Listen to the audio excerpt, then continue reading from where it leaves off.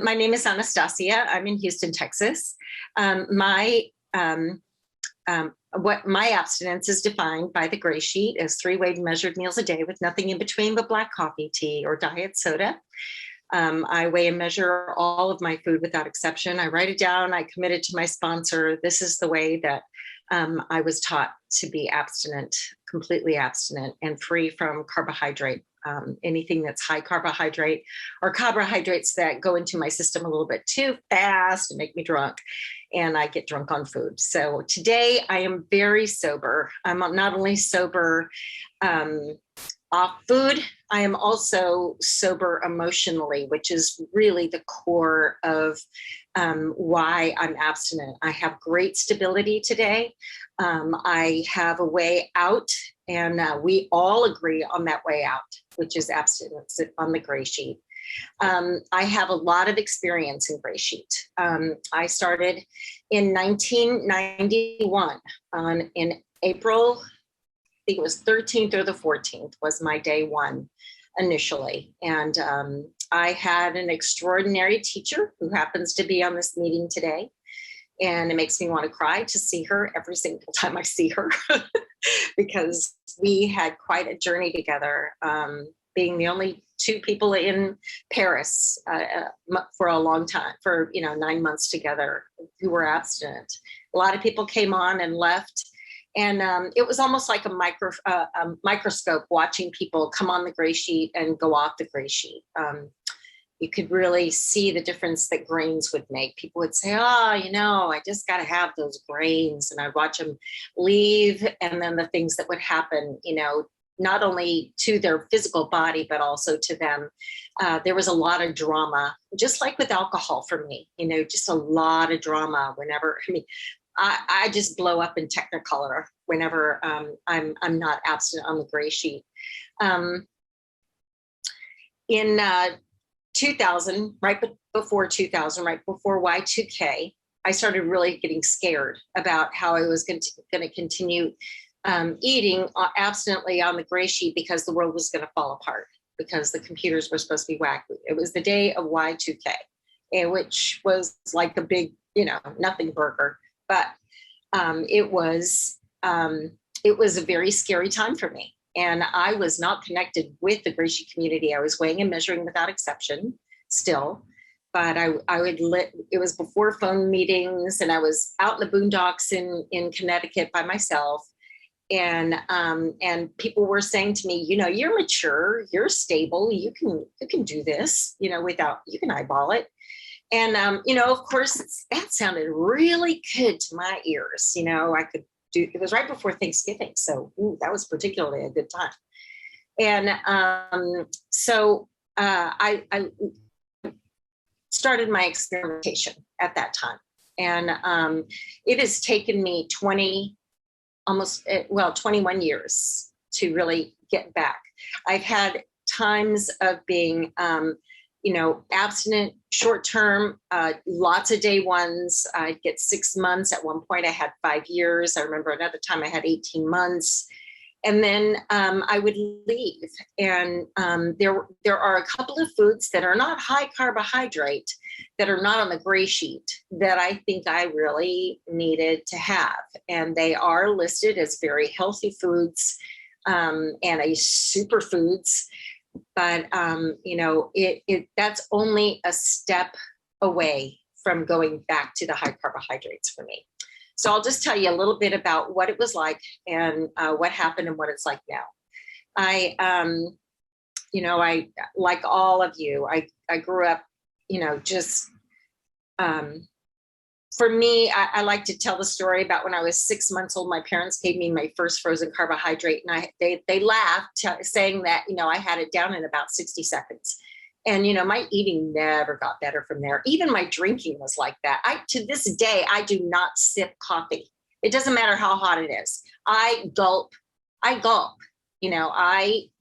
just don't know how to do anything with that. Elongated pleasure. My husband's great about that. He can sit and take a long time with a meal. I don't, that is just one of the manifestation for me of the lust that I have for food and for that hit.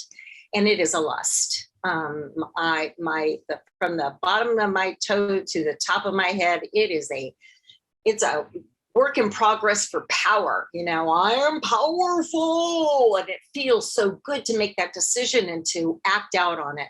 And then I pay a heavy price. I have found in this journey that gluttony is its own punishment. And it is. It feels very punishing. It feels like I'm abusing myself.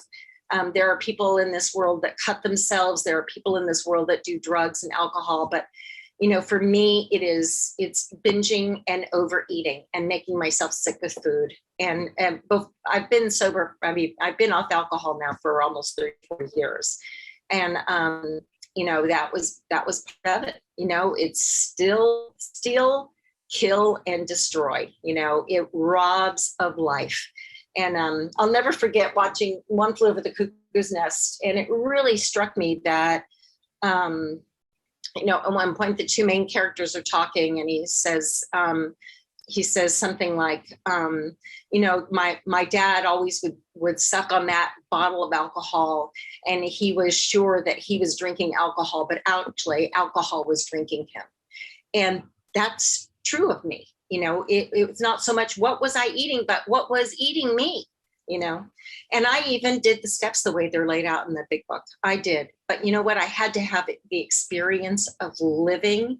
I wanted a guarantee that I would never eat again. That's what I wanted from the steps.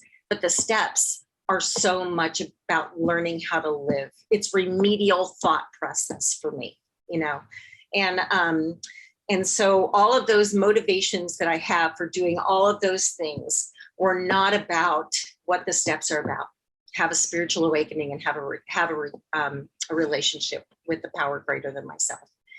And I have had a spiritual awakening as a result of working the steps. And what I found is that just like that bottle would drink me, the steps work me. But it's in such a building and edifying way now. And now that I'm back on GreySheet for 4 months, I'm having the time of my life like I've never even been abstinent before. It's like Oz. I go from walking in black and white, to color. Everything's in color, and it's an incredible experience. I found in myself, because of my experience this time, that I had a very difficult time letting people love me. Very difficult. That's part of the whole addiction profile for me, is that I may be able to love other people, but receiving that is very difficult. And this time, God has done such an incredible change in me that I'm able to receive it. And it's almost crushing sometimes. I get off the phone talking with some people, and I'll just go, I just can't believe how loved I am. I have an incredible husband who loves me dearly. I have an incredible church that I've never experienced this kind of affection and love. But I also have this community that understands, like nobody else understands, what food is like for me, overeating is like, binging is like for me, and being overweight, all of that. And it just completes the whole picture for me. I suffered through junior high school. I suffered through my 20s. I came into AA, and people would get up to the podium when I was newly sober and say, I'm going to college. I've got this boyfriend. I bought a house. I've got this. I've got that. And one person, I'll never forget this. One person got up and said, I am sober for the sake of being sober. And that always stuck with me. Oh, it's not about all the benefits. This is the benefit. Being sober is a huge benefit. And now with abstinence, I have to say it's the same thing. I think I was very disappointed with my abstinence before. I thought that, I was going to be driving a Porsche and on a mansion in New Jersey and, be able to fly by helicopter in and out of New York. I don't know what I thought, but I wanted a grand life because I had sacrificed sugars, grains, and starches. Come. 5 minutes left, Anastasia. 5 minutes. Thank you. Come on. You know what's great? I get to live a real life. It's a life that is carved out for me. The big book is very clear. We're in the world to play the role that he assigns. And just to the extent that we can do that, he matches calamity with serenity. And isn't that what everyone really wants? Is some peace and peace of mind and a sense of well-being. At least I know now that for me, that's what I really, really desire. I want a life that's livable, one that I can live, one where the shoes fit me when I put them on, you know, for heaven's sake. And so I'm very, very blessed. I'm blessed that I had the foundation I was given in the very beginning to work the gray sheet the way it's laid out. You know, I've done all kinds of different variations of gray sheet, and you know what? They didn't keep me abstinent. Doing it to the strictest, you know, inch, that doesn't keep me abstinent. But I do know God keeps me abstinent. What level of integrity I want in the gray sheet is a whole nother issue. And you know what? I want integrity. I'm tired of waking up in the morning going, I can't believe I did that yesterday. How in the world did I think I was going to get away with that? And I did that every single day. You know, today I'm not going to do it. And then I'd wake up the next morning going, I did it. I did it again. And this time I'm set free to be able to live a life of integrity on the gray sheet. You know, I am writing down my food. I didn't write down my food before. Oh, it was like a, you know, it's a crapshoot, you know, it's all abstinent. And I'm not doing that anymore. I have a notebook. Sometimes I have several notebooks that I'm writing my food down in, and do a lot of journaling and praying, really praying, and really, really talking to God. Love the big book. It nails it for me. It nails my personality. And I need that. I need to be understood so that I can understand. You know, it's not just all about me anymore. I love being part of this community. Thank you all so much for being abstinent, staying abstinent, coming back and getting abstinent again. We just keep doing this thing one day at a time. You know, Jack has been around a long time. Phyllis, I've known Phyllis for years, but you know, Nancy and me, we're like this, you know. Boy, I got some stories. A lot of laughter, a lot of laughter. And I cherish all of that. But most of all, I just really cherish the God of my understanding who has brought me back once again. And I don't see him as a chastising God, but one who is disciplining me.